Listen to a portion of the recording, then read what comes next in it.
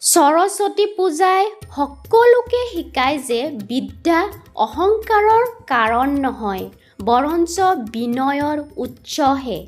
জ্ঞানী ব্যক্তি সদায় নম্ৰ হয় আৰু সমাজৰ কল্যাণৰ বাবে নিজৰ জ্ঞান ব্যৱহাৰ কৰে।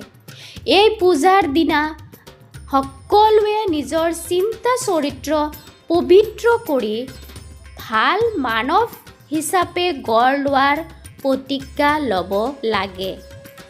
ছাত্ৰ-ছাত্ৰীৰ বাবে সৰস্বতী পূজা এক গভীৰ প্ৰেৰণা। এই দিনটোত কেৱল পূজা কৰিয়ে কোনেও শান্ত হৈ নাথাকে, বৰং বিদ্যা লাভৰ সংকল্প লয়। নিয়মিত অধ্যয়ন, একাগ্ৰতাৰ মাধ্যমে লক্ষ্যত উপনীত হ'ব পাৰি। এই শিক্ষা মা সৰস্বতীয়ে সকলোকে দিয়ে। ব্যৰ্থতা আহিলেও হাৰ নমনাকৈ পুনৰ চেষ্টা কৰিবলৈ এই পূজাই সাহস যোগায়। সৰস্বতী পূজা জ্ঞান, বিদ্যা, বুদ্ধি আদিৰ প্ৰতীক। মা সৰস্বতী শিক্ষাৰ দেৱী হিচাপে সকলোৰ জীৱনত আলোক আৰু পথ প্ৰদৰ্শন আনে।